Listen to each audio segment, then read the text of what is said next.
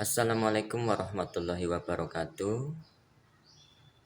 Bapak Ibu petugas KPPS yang saya hormati, pada kesempatan kali ini saya akan mencoba untuk memberikan tutorial ataupun tata cara pengisian sertifikat hasil atau C hasil Plano pada pemilihan presiden dan wakil presiden.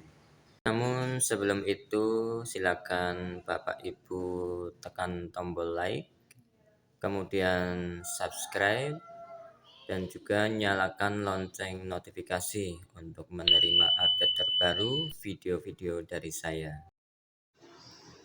Pada formulir berita acara, sertifikat dan catatan hasil penghitungan perolehan suara di tempat pemungutan suara dalam pemilihan umum presiden dan wakil presiden itu terdiri dari 3 lembar. Lembar yang pertama berisi berita acara, dilakukan pemungutan suara, kemudian ada juga data pemilih dan pengguna hak pilih. Kemudian ada juga data penggunaan surat suara, kemudian ada juga data pemilih dengan kebutuhan khusus atau yang disebut disabilitas. Kemudian di lembar berikutnya, lembar kedua, terdapat data rincian perolehan suara masing-masing pasangan calon presiden dan wakil presiden. Di situ ada 3 kolom, pasangan nomor urut 1, nomor urut 2, dan nomor urut 3. Masing-masing nanti diisi dengan cara atau yang disebut turus, yaitu yang menyerupai bentuk pagar. Kemudian di lembar terakhir atau lembar ketiga, di situ memuat data suara sah dan suara tidak sah. Jadi nanti data suara sah berapa, kemudian yang tidak sah berapa, dan kemudian di total jumlahnya berapa. Kemudian nanti ada juga di situ keterangan ditetapkan tanggal, bulan, dan tahun yang masing-masing nanti akan ditandatangani oleh KPPS dan juga para saksi dari masing-masing pasangan calon. Baiklah Bapak Ibu anggota KPPS, langsung saja kita menuju ke lembar pertama. Di situ berita acara harus diisi meliputi kapan dilakukan pemilihan atau pemungutan suara. Pada tahun ini dilaksanakan pada hari Rabu, kemudian tanggal 14, bulannya Februari tahun 2024. Jadi pengisiannya harus dilakukan dengan huruf, baik itu angka maupun bulan dan tahun. Jadi tanggal 14 ditulis dengan huruf kapital 14, kemudian tahunnya juga diisi dengan huruf kapital 2024. Kemudian di bagian bawahnya itu harus diisi provinsi, kemudian nama kabupaten atau kota, kecamatan, kelurahan atau desa, kemudian nomor TPS Bapak Ibu bertugas, diisi dengan angka, kemudian di belakangnya dalam kurung disebutkan dalam huruf. Kemudian waktu dimulainya pemungutan suara bisa diisi dengan jam 7 bila semua perangkat anggota KPPS maupun para saksi sudah hadir, tetapi apabila belum bisa dilakukan 30 menit setelah jam 7 atau jam 7.30 maksimal. Kemudian selesainya sampai jam 13.00. Adapun untuk proses penghitungan suara itu dimulai pada pukul 13 setelah pemungutan suara ditutup sampai dengan selesainya acara penghitungan suara. Bisa diisi sesuai real pada saat selesainya penghitungan suara, pada hari itu juga atau setelahnya. Itu dicoret salah satu sesuai dengan kondisi real di lapangan.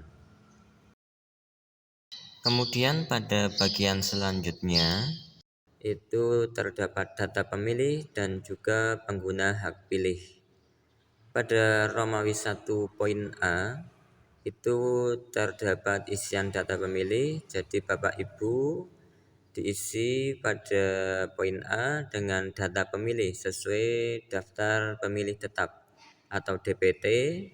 Laki-lakinya ada berapa, perempuannya ada berapa, kemudian jumlah total antara pemilih laki-laki dan perempuan. Dalam contoh, jumlah laki-lakinya 120, kemudian pemilih perempuan 130, sehingga kalau dijumlahkan jumlah totalnya 250 pemilih yang tercantum dalam daftar pemilih tetap. Di poin B-nya itu diisi dengan pengguna hak pilih. Di angka 1 diisi dengan jumlah pengguna hak pilih yang tercantum dalam daftar pemilih tetap. Pada kasus ini yang hadir menggunakan hak pilihnya pada daftar pemilih tetap berjumlah 100 untuk laki-laki, 110 untuk perempuan, dan bila dijumlah adalah 210 pengguna hak pilih yang tercantum atau terdaftar dalam daftar pemilih tetap. Pada angka 2 di situ terdapat isian jumlah pengguna hak pilih yang terdaftar dalam daftar pemilih tambahan. Daftar pemilih tambahan sendiri adalah daftar pemilih pindahan atau karena sesuatu hal pemilih memilih untuk memilih di TPS lain, misalkan karena pekerjaan ataupun karena pindah domisili, tetapi harus menggunakan surat pengantar dari KPU ataupun dari petugas PPS desa untuk bisa menggunakan hak pilih di tempat lain. Dalam contoh ini, daftar pemilih tambahannya laki-laki berjumlah 1, perempuannya berjumlah 1, sehingga kalau dijumlahkan adalah 2 pemilih yang masuk dalam daftar pemilih tambahan. Pada poin berikutnya, jumlah pengguna hak pilih dalam daftar pemilih khusus atau DPK. DPK sendiri merupakan daftar pemilih yang sudah mempunyai identitas berupa KTP, akan tetapi belum terdaftar dalam daftar pemilih tetap maupun daftar pemilih tambahan, sehingga pemilih dengan kasus ini atau daftar pemilih khusus itu harus tetap dilayani apabila bisa menunjukkan identitas, kemudian dicek dalam DPT online belum terdaftar. Untuk waktunya sendiri dilayani pada pukul 12 sampai pukul 13, sehingga apabila datang belum pada saatnya dipersilahkan untuk pulang dulu, kemudian nanti dihimbau untuk datang pada pukul 12 sampai 13. Pada contoh ini, jumlah pemilih dalam DPK laki-lakinya berjumlah 2, kemudian perempuannya berjumlah 1, sehingga jumlah total keseluruhan 3 daftar pemilih khusus. Pada poin berikutnya, jumlah pengguna hak pilih merupakan penjumlahan dari poin 1, 2, dan 3. Pada jumlah pemilih laki-laki, DPT 100, kemudian DPTB-nya 1, DPK-nya 2, sehingga berjumlah 103. Kemudian jumlah pemilih perempuan yang menggunakan hak pilih pada DPT berjumlah 110, kemudian DPTB-nya 1, DPK-nya 1, sehingga berjumlah 112. Dan apabila dijumlahkan, jumlah pengguna hak pilih laki-laki dan perempuan itu keseluruhan berjumlah 215. Jumlah ini nanti harus sama dengan data penggunaan surat suara, baik itu surat suara yang sah maupun surat suara yang tidak sah, harus berjumlah sama. Dalam contoh ini jumlahnya adalah 215. Kemudian masuk ke poin di bawahnya, yaitu data penggunaan surat suara. Pada angka 1 itu adalah isian jumlah surat suara yang diterima oleh TPS, termasuk surat suara cadangan yang berjumlah 2% dari DPT. Pada contoh ini, jumlah surat suara yang diterima oleh TPS berjumlah 255 surat suara. Kemudian pada poin berikutnya, jumlah surat suara yang digunakan adalah 215, sama dengan data pengguna hak pilih, yaitu 215. Kemudian pada poin berikutnya adalah jumlah surat suara yang dikembalikan oleh pemilih karena rusak atau keliru memilih atau keliru mencoblos. Kalau pada kasus ini berjumlah 3 surat suara. Kemudian pada poin 4, jumlah surat suara yang tidak digunakan itu termasuk surat suara cadangan berjumlah 37. Sehingga kalau dijumlahkan jumlah surat suara yang sah dan tidak sah atau jumlah surat suara yang digunakan ditambah dengan jumlah surat suara yang keliru ataupun rusak, ditambahkan juga dengan surat suara yang tidak digunakan, itu berjumlah 255. Kemudian pada poin Romawi 3 itu terdapat isian data pemilih disabilitas. Bila ada, silakan diisi sesuai dengan kondisi real di lapangan. Pada contoh ini, untuk pemilih disabilitas laki-laki berjumlah 2, perempuannya tidak ada, sehingga jumlah pemilih dengan disabilitas berjumlah 2. Beralih ke halaman selanjutnya, berisi data rincian perolehan suara pasangan calon presiden dan wakil presiden. Diisi dengan kondisi real di lapangan. Pada kasus ini terdapat 70 perolehan suara dari masing-masing pasangan calon. Pengisiannya sendiri dilakukan dengan model torus ataupun yang seperti tanda pagar. Itu tiap kolom berjumlah 5. Silakan diisi sampai surat suara habis. Kemudian totalnya berapa pada baris pertama, kemudian baris kedua dan baris selanjutnya. Diisi dengan perolehan suara kondisi real di lapangan. Pada contoh di sini, pada baris pertama perolehan suara pasangan presiden dan wakil presiden. Nomor urut pertama pada baris pertama terdapat 60 jumlah surat suara, kemudian perolehan di baris kedua berjumlah 10.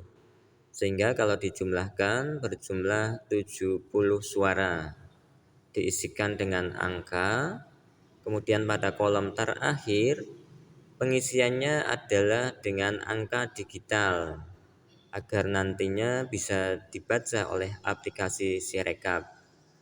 Untuk pengisiannya sendiri seperti dalam contoh, bila tidak ada angka diisi dengan huruf silang atau tanda X, kemudian angka 7, kemudian angka 0. Sesuai dengan garis putus-putus yang terdapat dalam C hasil. Kita tinggal mengikuti polanya, angka berapa yang diperoleh kita isikan. Kemudian di bagian bawahnya ada bulatan-bulatan angka. Itu harus dihitamkan seperti pada saat kita mengisi lembar ujian. Jadi yang dihitamkan adalah sesuai dengan angka yang kita tulis di atasnya. Dalam contoh adalah 0 atau X yang dibulatkan angka 0, kemudian angka 7, kita cari yang dibulatkan angka 7 yang dihitamkan, kemudian angka 0. Selain itu juga harus dituliskan dalam bentuk huruf perolehan suara. Di dalam contoh ini 70 berarti diisi atau ditulis 70 menggunakan huruf kapital. Penulisannya harus jelas agar nanti mudah terbaca oleh aplikasi Sirekap. Kemudian pada bagian berikutnya berisi data surat suara sah dan surat suara tidak sah. Pada contoh ini, untuk masing-masing pasangan calon memperoleh 70 suara, sehingga jumlah surat suara yang sah bila dijumlah secara keseluruhan berjumlah 210 suara. Kemudian jumlah surat suara yang tidak sah berjumlah 5, diisikan dengan angka 5 dan juga ditulis dengan huruf kapital 5.